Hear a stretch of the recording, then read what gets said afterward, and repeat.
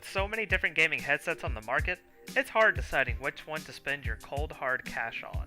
Quality gaming headsets compatible with only one console usually average anywhere from $100 to $150.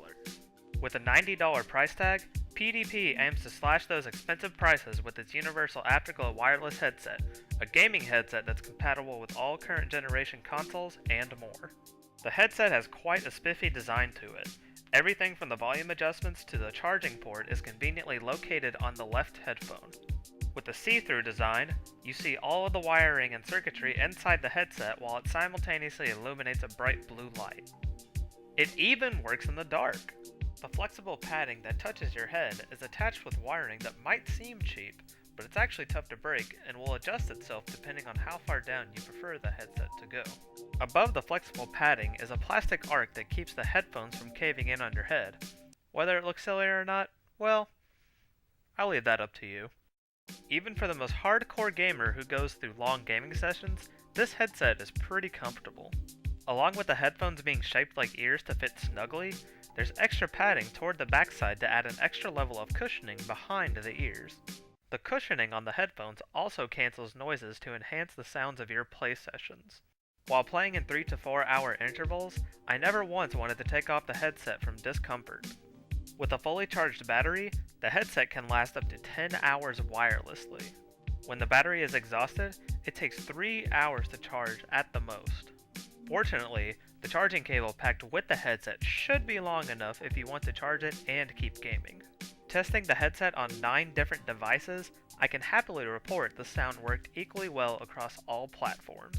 And although it's not advertised, it even works on the PlayStation 2.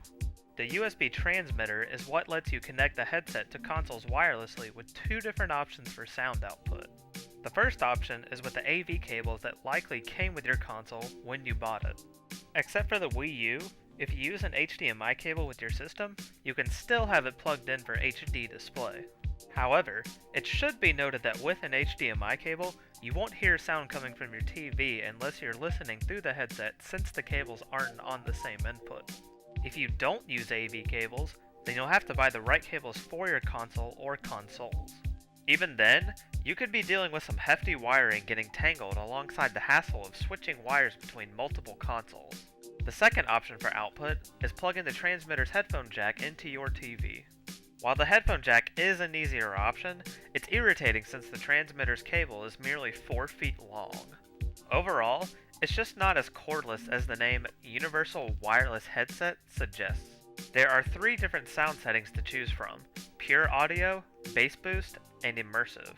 Each setting has its own color shown at the end of the retractable mic to determine the sound setting you have on.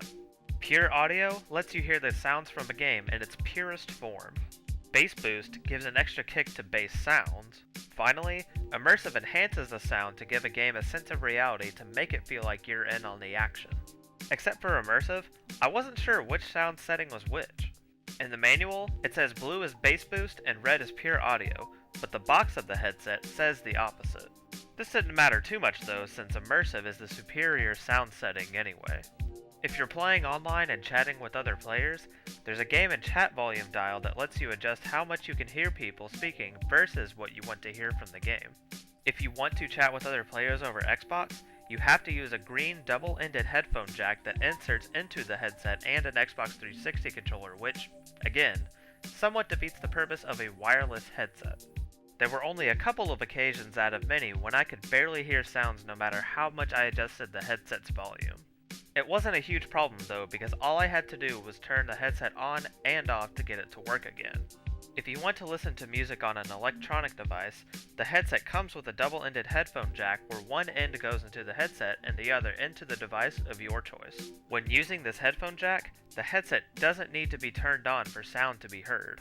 When listening to an iPod, for example, it automatically reverts to pure audio settings when plugged in, which still sounds great.